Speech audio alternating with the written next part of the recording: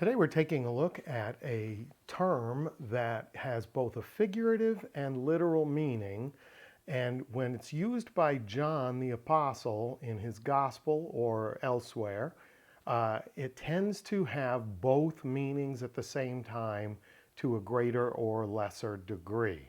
So let's dive right in and take a look at John chapter 12, verse 32. This is from the ESV. And I, when I am lifted up from the earth, will draw all people to myself. Let's break that down in Koine. Kago eon hupsotho exegesis. We'll start with the first part there. Kago is a great word. Kago is a contraction of kai and ego, and I. So if you're going to say something so frequently that it sort of, to use what a professor of mine called the Lugenbiel laziness principle, when you say and I so often, it eventually contracts and becomes one word. Kago from kai and ego. Next we have aeon, if, and it's introducing a third class condition. Then we get our word that's interesting to us today, hupsotho. And hupsotho is an aorist passive subjunctive verb. So Jesus is talking about something being done to him, not something that he's doing. And I, if I should be lifted up, and then you'll notice in the slide I forgot to write out the rest of that little section, exegesis, from the earth. Now let's take a look at the second part. Pantas, all or every, here probably all people. Helkuso, this is a future verb, future active indicative, first person singular, from helko, which means to tug or to draw. In its extra biblical usages, it's almost supernatural, metaphysical, or magical, like being pulled towards something and not even being sure why it's happening. So here Jesus says, and I, if I should be lifted up from the earth, I shall draw all people, pros emauton, to myself. If I should be lifted up from the earth, I shall draw all people to myself. In the next verse, verse 33, we get a gloss from John offering his interpretation of what Jesus just said. And he says that this is Jesus indicating the means by which he would be executed, that the crucifixion is the lifting up from the earth. And surely there's no reason to think that's not the case.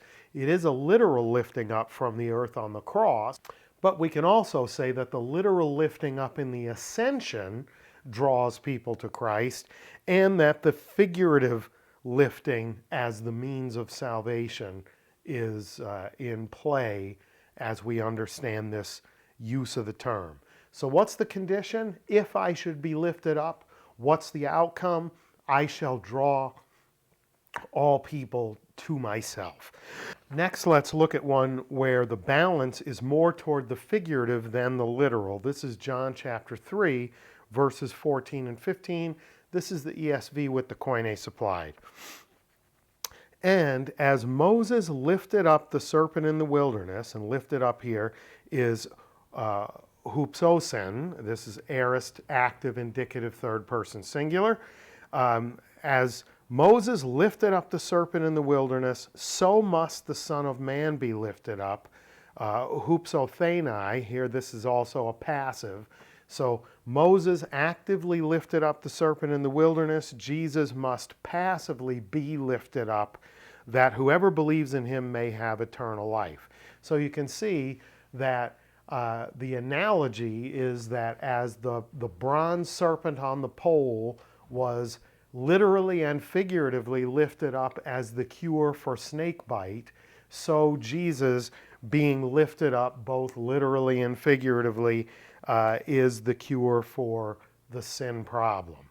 So interesting thing that he says is when he says, so must the Son of Man, the word so here is hutos. So likewise, similarly, in the same manner, as Moses lifted up the serpent on the pole, likewise, similarly, in the same manner, must the Son of Man be lifted up as the cure for the sin problem. Finally, we're going to look at one that leans more literal than figurative in its application, and this is John chapter 8, verse 28. Again, ESV with the Koine supplied. So Jesus said to them, when you have lifted up the Son of Man, and lifted up here is hupsosete, the Son of Man, then you will know that I am He, and that I do nothing on my own authority, but speak just as the Father taught me. Let's look at the words, when you have lifted. Hotan opsosete. So when you should, because opsosete is in the subjunctive, when you should lift up the Son of Man. So when you should do this thing, this is describing something that may happen in the future when Jesus says the sentence, right? When you should do this thing, then you will know. So it's kind of laying out a condition without the formal elements of the condition, right? There's not an if there, but a when. But it carries that same sort of connotation. When you should do this thing, then you will know that I'm not here on my own authority doing my own thing. So mostly in the literal here, but certainly not exclusively literal. The lifting up of Jesus is going to reveal to the world that he's here doing what he was sent to do by the one who sent him. So the term that we're looking at today, hupsao, I lift up, generally speaking is either literal or figurative, but when John uses it, to differing degrees, it's usually carrying both senses, literal and figurative. So if that was good for you, I hope you'll do all the liking, sharing, subscribing. Tell a friend you're enjoying the channel. And until we see one another again, Charis Kai Rene Humin, grace and peace to you.